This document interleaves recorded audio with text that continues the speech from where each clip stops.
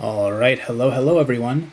This is Prince of Asphodel. Sorry, I kind of fell off the surface of the earth for a little while there. I tend to do that as a person. But as we wait for the lag to clear up, because we've been having a hell of a lot of lag in these past few weeks on the new servers, but it's been a blast being part of such a huge server, especially coming from one of the more empty ones of Caneth. It's been really fun questing with people, so hopefully the lag is resolved very quickly.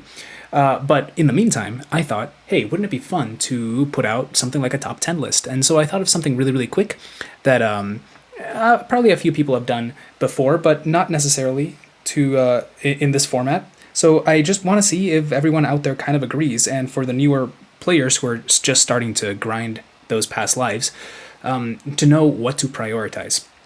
Now, again, I'm going to open it up for debate in the comments about which of these options people agree or disagree with me on. But basically, I'm looking at the heroic past lives here, not the racials and not the iconics, so just the class past lives. Currently, we have a bunch of classes and some archetypes, right? So we have the fighter past life, but the dragon lord past life gives something different, and they stack with each other.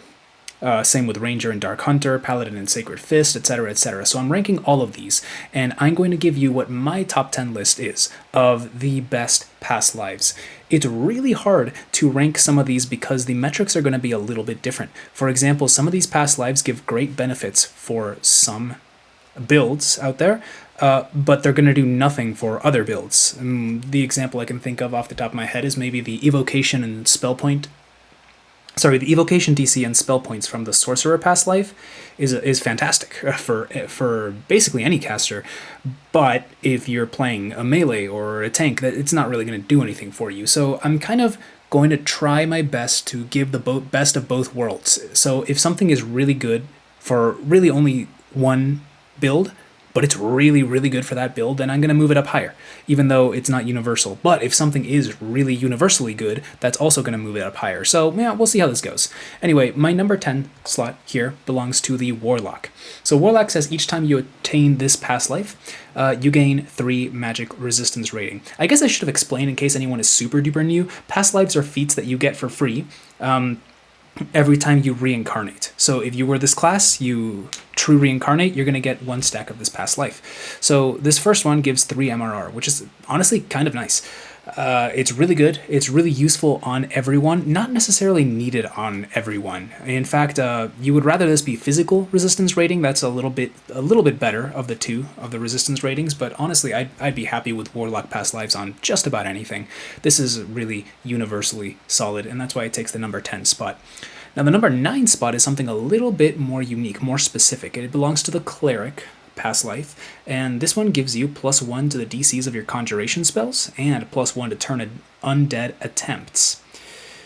You also turn undead as if you were 2 levels higher. Now, those last 2 things that have to do with turn undead, they kind of fall into the camp of like you get them from a Cleric past life and they help you if you're Cleric. So yeah, not great. But conjuration DCs, that's kind of where it's at. I can't think of a lot of solid builds that use conjuration as their primary school. Maybe the Alchemist, because I think sorry, I don't play a whole lot of Alchemist. I don't know if I've played a nuking Alchemist before, but I'm pretty sure the multi-vials are conjuration. They might be transmutation as well, but almost every caster I can think of has a pretty darn good conjuration spell ever since a few years ago they made the Trap the Soul change to where it's an actual really good insta-kill that uses conjuration DCs. But you've also got things like the Warlock's Tendrils of Corruption, I think it's called. It's a really solid spell. It takes conjuration DCs. So there are a few pretty good uses of conjuration spells. Now, this doesn't really matter if you're melee, ranged, tank, but it is usable on just about every caster, and that's why it takes the number 9 spot. At number 8, I have another more specific past life. It's the Fighter. Now, this one's pretty simple. It's every time you get a Fighter past life, it's +1 to attack rolls, so your 2-hit stat, and +1 to the DCs of your tactical feats. And it's that second part that I really think shines here, because DCs for tactics are really hard to hit, and so this just makes them a lot easier. Now, ever since Dragon Lord came out, they've become easier and easier to hit, but of course, you want to farm Reaper points faster, you want to join groups that are pushing higher and higher skulls, and the DCs get harder and harder to hit, and it's not as easy to farm tactic DCs as it is spell DCs. And also, if you're melee, you really only have to worry about one DC, and that's your tactics. Whereas if you're a spellcaster, you have to worry about things like evocation, conjuration, illusion, necromancy, stuff like that. So this one's really, really solid. The +1 to hit is kind of nice, but it's really the DCs that make it here. Now, it's this low simply because really only melee DPS will be using this. Tanks, you have your shield throws, and they say they use tactic DCs, but you can hit those with, builds that have dumped strength and have no tactic DCs. They made it really, really easy. I don't even know if it's true that it scales off of tactic DCs or it just says that, but I don't see those shield throws miss in this current age, so it's really just melee DPS, but it is very, very important to have tactic DCs if you're melee DPS, especially if you're not in a full group and you have to solo, God forbid, then you really want to make sure you're able to render those mobs helpless, or you're going to get chopped to bits if you're on a high enough difficulty. Anyway, moving on to my number 7 spot. This belongs to Rogue. Now, on the surface, this might be a little bit worse than the Fighter Past Life. It says you gain +2 to saves versus traps. Not amazing, not useless, so I'll certainly take it. And then you deal +1 sneak attack damage when sneak attacking. That's a little better. It's a small bonus. It's like half of the deception bonus that you get on these items. You usually get +1 to attack and to damage and hit. While sneak attacking, this one just gives it to damage, which is the one that you'd prefer anyway. So it's like 3 Rogue Past Lives give you an extra +3 to deception. Just the attack part is the way that this reads, which is okay, because min-maxing DPS in this game is what I always say. It's just a million little numbers, right? You got to get all of those little numbers rather than a couple of humongous numbers. But the real reason that it creeps up all the way this high on this list is because this is one of the very few past lives where you can actually get the active one. So every past life comes with the portion that I'm reading to you on the screen, and what I didn't include here is you can also choose to take the past life feat as one of the feats that you select while leveling up, and it's actually decent. And the Rogue one, basically, it gives you extra deception bonuses, if I recall correctly. It's a button that lasts for about a minute, and it gives you like extra damage while sneak attacking equal to, I think, your character level, something like that. So it's a good, solid chunk of extra sneak attack damage, which, again, that's little numbers, right? And it's way bigger than this static bonus that you're seeing. So you really only need 1 Rogue Past Life to unlock that, but on builds that are really heavy on feats and maybe start running out of good ones, I don't know, like maybe some fighter builds or some ranged builds can definitely afford to take that. This is sometimes a feat that is worth it over some of the options that you already get, and that alone bumps up the Rogue Past Life this high for me. Now, number 6, we've got the Sacred Fist archetype. This is the first archetype we're seeing, not the regular Paladin, but this is the Sacred Fist. And every time you get a past life of Sacred Fist, you get both 5 positive heal amplification and 5 positive spell power. One of those is more important than the other because of how they stack. So this is really good. This is basically healing amplification is your incoming healing. Whenever anyone heals you, that's going to heal you for more. And then positive spell power is what's scaling off of your healing. So whenever you heal anyone, that's what's bumping it up. But the heal amplification is quite a bit better because of the percentage that this 5 represents. So basically, a really good healer in this game can have upwards of like 1,000 positive spell power, or at least approaching that number. And so if we think about, let's say 850 positive spell power on a decent off healer or healer. Most healers are both healers and something else in this game.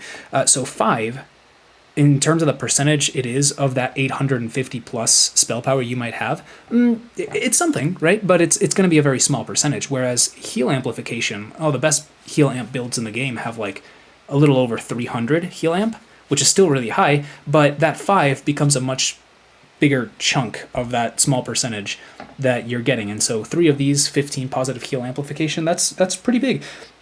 I especially like this for builds that otherwise don't have a lot of heal amplification, like robots, like undead builds, because that's going to mean that people can heal you easier. And of course, this is something that everyone can use. Even the positive spell power, not useless. There are a lot of builds that don't normally heal throughout heroics that you can just pick up Rejuvenation Cocoon from your Epic Destinies. You can pick up Renewal. So it's honestly really, really solid. in my humble opinion. Number 5 here, I'm going to give to the Sorcerer. This is one that I mentioned a lot earlier, but the difference between Sorcerer and Cleric is first, Sorcerer gives Evocation DCs, and Cleric gives Conjuration. They both only give 1, and Sorcerer does none of the turn undead things. Instead, it's adding 20 additional spell points, which is nice. I'll totally take that, especially on a newer character. As we're farming caster lives, that's going to be pretty important. But the thing is, Evocation is maybe the #1 school of magic that there is in this game, because mostly just about every damaging spell, with some exceptions. I can think of Alchemist being a pretty good exception, but if you're a Cleric, if you're a Favorite Soul, if you're a Sorcerer for sure, if you're a Druid, and then maybe if you're a Wizard, Evocation spells are your bread and butter. That's how you're dealing your damage, and sometimes it's even how you're getting your DCs if we're thinking of things like Burst of Glacial Wrath, or sorry, not DCs, I'm talking CC, Crowd Control. Things like Greater Shout, Burst of Glacial Wrath. Of course, a lot of them aren't Evocation, but Evocation DCs are going to help you kill things. If a mob with improved evasion makes a save against your Fireball, you're dealing 0 damage, right? So you really want to get these Evocation DCs really, really high, and this helps you do it. Now, even on a DC caster Wizard, like what my main is, Prince of Asphodel, I am a Wizard, and I use barely any Evocation spells at all. It's really just Prismatic Ray and Prismatic Spray, and I still kind of want this past life, just for that, honestly. So if one of the builds that has the least amount of Evocation spells still wants this past life, I think that's pretty good, even though it doesn't apply to non-casters. So that's why it's sitting at number 5. But at number 4, we have a much more universally good past life, and that's the simplicity of the Barbarian past life. Each time you acquire this feat, you gain 10 additional hit points. This is just nice and easy. 30 HP from 3 Barbarian past lives. There isn't a single build in the game that cannot benefit from 30 extra hit points. This is honestly pretty good. If we compare it to a regular Primal Epic past life, which have the passive feat of giving you, I want to say 13 HP, at cap for everyone you take. This is honestly pretty good. It holds its own, and unlike the primal feat, this one gives you 10 right from the beginning instead of scaling it as you level. So it's really, really nice, and that's why it's a number 4. It's not the most oppressive past life must-have, but it literally everyone would like it. So it falls into that camp. There are 3 past lives that I consider stronger than this one, but it's a very high priority for really any build. Tanks would, of course, love this one because they have so much percentage scaling on their HP that this becomes even stronger. But like I said, anyone could use this. Number 3, we have the Ranger past life, and this is going to be the one on my list that is specific to ranged DPS. And even though it is that specific, it's still ranked this highly in my top 10 list because of how strong it is compared to every other DPS adding past life for ranged characters specifically.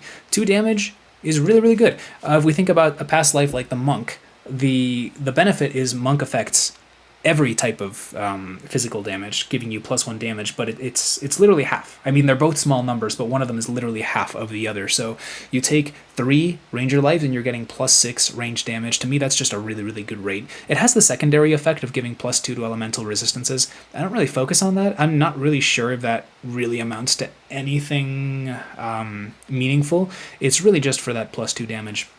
It really helps, especially in the early game. So this is often the past life that I rush to get on ranged characters more often than not. We've got 2 more past lives to go.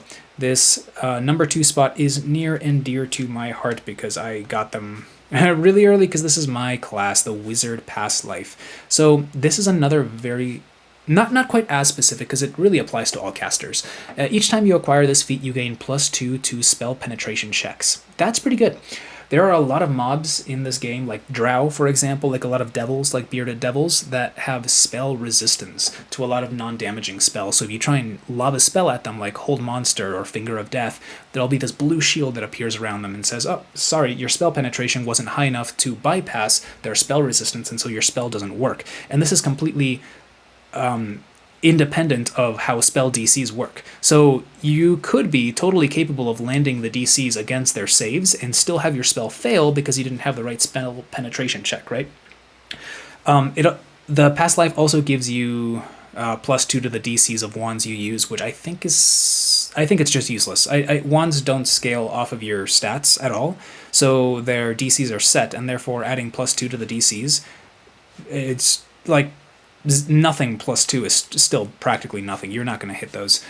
So it's really just the +2 spell penetration, which is one more than what Favored Soul gives, which I also consider a decent past life. It also has the 20 spell points, but the reason that this is all the way up here at number 2 is because it's the other past life that you can very much grab the active feat for. And unlike Rogue, where I mentioned that like some DPS builds that don't have better options can take the Rogue past life feat, well, in contrast to that, just about every caster in the game wants the Wizard past life feat because it gives +1 to all spell DCs. We talked about how the Sorcerer past life gives +1 to evocation, and Cleric +1 to conjuration, and that's a little bit comparing apples to oranges because those are passive feats that you don't have to take, and this one, the part that I'm talking about, is an active feat that you do have to take. It's easier if you're Wizard because you get so many free feats, but +1 to all spell DCs is really, really good considering there are active feats you can take. The spell focus mastery feats, spell focus conjuration, spell focus transmutation. They give you +1 to one school, and of course there are other reasons to take those feats. Like for example, they open up improved spell focus and eventually epic spell focus and eventually the spell specialties, which is really cool all the way up in endgame. But on the surface, this Wizard past life just blows any of them out of the water in a 1-to-1 comparison because it's +1 to every school. The more schools that you use, the more value you're getting out of this past life. And so that's why I have it ranked all the way up at number 2 behind just one past life. But before we get to that number 1 past life, I want to give a shout out to Dark Hunter. This is my one honorable mention. And basically, if any past life were to knock off the Warlock at the number 10 spot, I might give it to this one. It's not my number 10, so this would probably be number 11. There are a few past lives that are pretty good for adding damage to melee builds. Not as good as the Ranger is for ranged. The +2 damage is a little hard to beat, but it's between really Dark Hunter and Monk, which is +1 damage, whereas the Dark Hunter, as we can read here, each time we acquire this feat, we gain +1 to hit and +1 to damage, both with sneak attacks. So this is basically what Deception is, right? +1 Deception is +1 to hit and damage with sneak attacks. Or sometimes it's more damage than it is hit, but I digress. This is basically one step above the Rogue version. You just don't get the... So the trade-offs are you're getting +1 to hit here, and the Rogue is giving you trap saves and then that feat. So if we take one Rogue, I think Dark Hunter becomes better than Rogue past lives after you already have at least one Rogue life, in my opinion. The +2 to traps is not meaningless, but if we're talking straight up DPS, what DPS you're being granted, +1 to hit is pretty nifty. I mean, it's really small, don't get me wrong, but it does literally add 2 DPS if that means that there's, 1 out of every 100 shots you are not grazing where you otherwise would have. Especially if we consider stacking these, right? Because all of these are bad in a vacuum, and they're really small. But once you stack them with other things, then they get better and better. And so I really like Dark Hunter for ranged and melee DPS. But the number 1 past life, in my opinion, in the game applies to all of the builds, and that is the Paladin past life. So a lot like Barbarian, Paladin gives something that literally every build wants, and that is 10 heal amplification, positive heal amplification. So this is actually very, very similar to its archetype, Sacred Fist, that we examined at the number 5? Or maybe it was number 6 spot, where that one gave you 5 spell power and 5 heal amplification. All of a sudden, you get rid of the spell power and go up to 10 heal amplification, and I'm calling it the best past life in the game, out of the heroic ones. And that's just because you literally doubled the more important of those 2 stats. The 10 heal amplification is really, really strong. There are a lot of builds that don't naturally get a lot of heal amplification. 10 is a really good rate. If you jam out 3 Paladin past lives, you get +30 to heal amplification. That can do a lot for your incoming healing. It'll make off healers that maybe don't spec in the full positive spell power, positive kill crit chance, crit damage, it'll make it a lot easier for them to keep you alive. And of course, this scales all the better with all of the defenses that you might get as a tank. You have a bunch of armor class, physical resistance rating, you're a huge sack of HP. That heal amp is going to make it all of those numbers scale better, because not only is the damage are you getting hit with damage a lot slower, but you are also recovering it a lot easier. And that really goes for everyone. I mean, this will eventually help mediocre heal spells turn into better heal spells, and like I said, just about any build in the game will be happy with these past lives, and that is why it takes the #1 spot, is because the rate of efficiency is just simply higher than the other generalist past lives here, even the 10 HP from Barbarian. So without further ado, that's going to be the video right there. Hopefully this is helpful to any new players, and hopefully this sparks some interesting conversation about what past life should be, valued above which and whatnot. So yeah, that's going to be it. Short and sweet, I hope. I'm really good at talking a lot, but hopefully I'll come out with another video pretty soon. But for now, this is what we're getting. Hopefully you enjoyed it. Thanks for watching, and I'll catch you all next time. Peace.